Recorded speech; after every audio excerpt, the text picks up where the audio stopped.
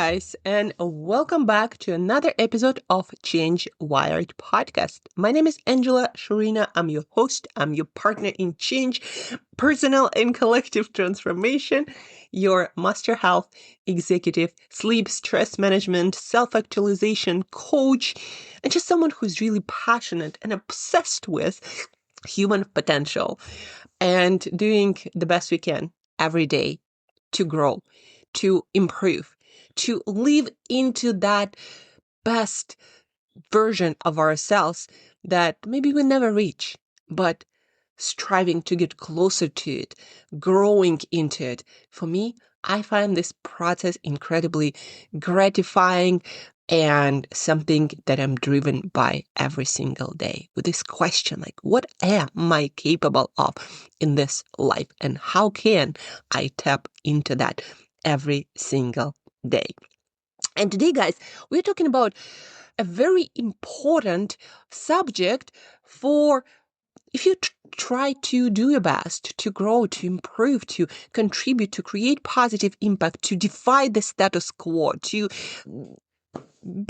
create, build the best things you're capable of in this world. Today, we are talking about discipline, or actually, we're talking about how a lack of discipline, or maybe not having a lot of it isn't really an obstacle when you design your what I call people diet the right way.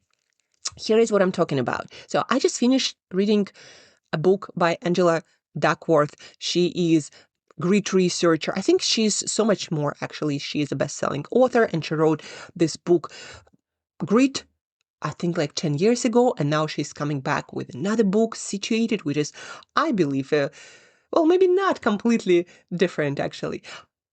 Back to the subject, though, of today's podcast, discipline and grit and doing hard things for many days in a row. We often think that doing hard things continuously, like waking up 4 or 5 a.m. every morning, like going to bed, like eating healthy, like exercising, like dedicating your work to, building business or great leadership or helping to improve the world in some way. We often think that it requires so much discipline and of having a lot of willpower, and yes, this grit for getting hard things done, hard things consistently. And what research by people like Angela Duckworth, and there is a lot more research from other people and labs around the world, shows that actually it has a lot less to do, at least for most humans that are that we research, that discipline has a lot less to do with your personal ability to do hard things by yourself. And it has a lot more to do with your environment. And to explain this further and better, I want to read to you a quote from this book, Greed, that I just finished. It took me just 10 years, but what an amazing book. And I think it's so timely to read this book. I highly recommend the book. But the quote, I don't have that much self-discipline. But if I'm surrounded by people who are writing articles and giving lectures and working hard, I tend to fall in line. If I'm in a crowd of people doing things a certain way, I follow along. Angela Duckworth. A client shared with me recently, well, I overdid it on vacation. Everybody was eating and drinking, so I allowed myself to indulge too, to relax. In reply to what I asked him to look at health and fitness of people, of that everybody around him on vacation, their health, their fitness, their well-being, and look at that everybody and what it gets them for having the lifestyle that they have, for overindulging more often than not, right? Look around yourself, into the world. Rising obesity, chronic disease, anxiety, all kinds of mental and metabolic conditions that we even now need drugs to keep us from getting too fat, which it's not, I'm not here to say, what is right or what is wrong, but eating yourself to being sick, I don't believe it's something that we should be inspired by or motivated or think that it's normal, right? So look around you. Is that the kind of health and fitness you want? Not exactly a picture worth copying, don't you think? That's what I asked my client. And he thought to himself, like, yeah, maybe what everybody does, not exactly a good guideline, huh? If I don't want the results everybody else is getting, my best bet is to do the opposite, to get comfortable being the odd one out, the weird one in the crowd.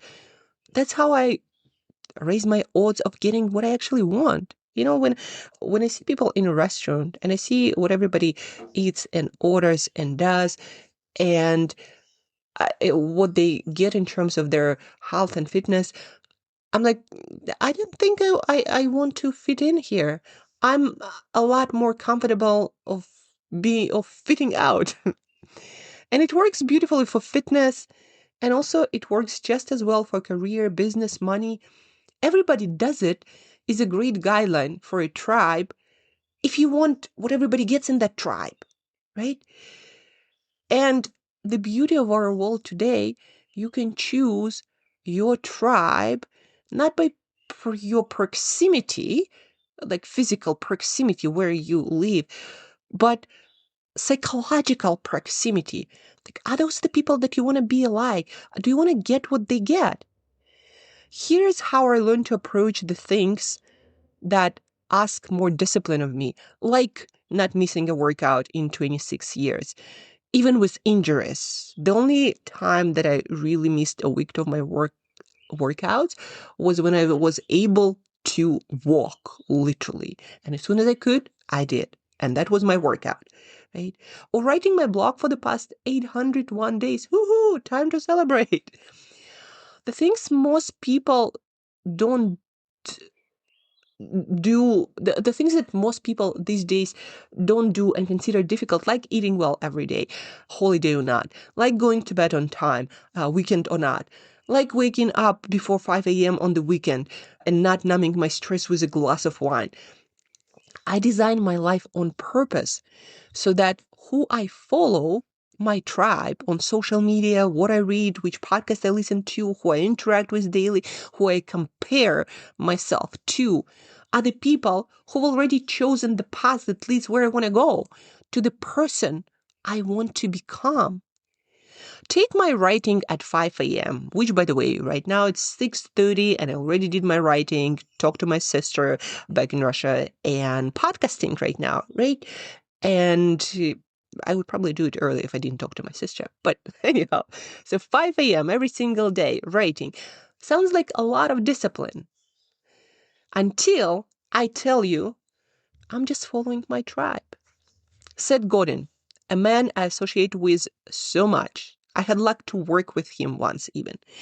He last year celebrated 10,000, around that same time, 10,000 daily blog posts. So that is about 27.3 years of writing every single day. He kept writing long after he needed to. And this is what people like us do around here. Write blogs for 27 years every day. Seth usually finishes his blog by 5 a.m., by the way. Room for improvement for myself, huh? One might say.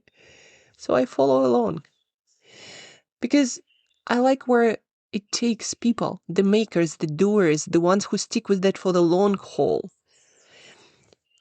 I like where Seth ended up in terms of his intellectual property, his intellectual capacity, the projects that he gets to work on. But I don't so much admire Seth for his fitness. He's in great health. He's like takes care of himself because he probably understood some time ago that his brain is a part of his body. And if he wants to think well, he needs to, eat well as well and move and all of those things. But he's not like, super fitness inspiration kind of guy. That's why I follow 4 different women on Instagram, women whose training, whose habits, whose mindset, whose choices, whose life I wouldn't mind modeling. Like they're badasses physically, mentally, and what they get results wise. So back to that opening quote and the idea of following everybody. I'm going to read to you the quote again. I don't have that much self-discipline, but if I'm surrounded by people who are writing articles and giving lectures and working hard, I tend to fall in line. If I'm in a crowd of people doing things a certain way, I follow alone. That was by Angela Duckworth. If I'm in a crowd of people doing things a certain way, I follow alone. So, have you chosen your crowd well, right? Following everybody. Guys, I feel like I have very little discipline. I just chose my everybody well, based on where they've ended up, not how close they live to me or what algorithm wants to feed an average person. So the question that I want you to sit with is, who is your everybody? Listen to your voice. Who do you compare yourself to when you give yourself an excuse, a permission to be less than what you know you can be? Who is your everybody? And do you want their outcomes in health, in fitness, in work, in business, in relationships? Like 360, look at the person. And what I invite you to do is to not take everything from one person. Like, I don't in myself set coding for everything. And I don't know everything about him. But I can see, his fitness is not exactly the fitness that I want to end up having. So I'm like, okay, I'm going to model his intellectual capacity, but fitness, not so much. So compile your everybody. Follow some people for their ability to do the work. Follow some people for their ability to take care of themselves. Follow some people for their relationships and marriage advice. Follow some people for, I don't know, cooking. The idea is we don't need that much discipline when we choose people we surround ourselves with wisely. And the beauty of our world today is that you can choose from a lot more people. Your tribe just got so much bigger. You have the whole world around you. So choose people, your tribe, for every area of your life and follow along. Like, one other person that I truly admire is Tim Ferriss, who's been kind of like my North Star for the past, I don't know, at least 10 years, I'd say even maybe 15 years, 1-5. He's done so many projects and just developed himself in so many ways. And he allowed me to discover this whole universe of people. When I actually had my accident and I couldn't walk, a friend brought to me Tim Ferriss, his 4-hour work week book. And that's how I discovered his podcast and discovered this is like the whole other world of people that I can admire. And that changed my life, because now when I see a person I admire for something that they're creating, something that they got, something that they develop, I'm like, in this, I want to be like that person. And whenever I struggle with my discipline, that's what I do. I go and look at what that person does. I ask myself this simple question, this hack question, to not give yourself excuses, but instead choose to grow. I ask myself, what would Tim Ferriss do in this situation? Or what would this woman do in this situation? Or Liz Gilbert? Or Mel Robbins? Or Tony Robbins, who I grew up listening to? What would they do in this situation? What would they say to themselves? How would they approach the situation? Would I be proud standing next to them doing that thing that I'm about to do? I'm not specifically very much, like, I didn't have that much discipline. I never thought of myself a disciplined person, but I so thought of myself as a person who chooses their tribe, their comparisons wisely. So then I just follow along and I get the right kind of results and I get to grow into the kind of person who I'm inspired by. That's it for today, guys. So the question I want you to sit with for the next day or maybe a whole week, who is your everybody? The people you measure your normal against. Do you want their future? And if not, choose your comparisons, your tribe, your everybody wisely so you get to, I don't know, write your blogs for the next 10 years or do whatever that crazy thing requiring a lot of discipline needs you to do so you could do it without much discipline. Who is your everybody? Maybe it's time to choose a different tribe. Thank you guys for tuning in. Thank you for listening. Don't forget to share this podcast episode with at least one other person. That's how we help each other. Help me to change the world. One person at a time. Share this podcast. Spread the love, spread the growth. And till next time, who is your everybody? Choose your tribe. Until next time, keep growing.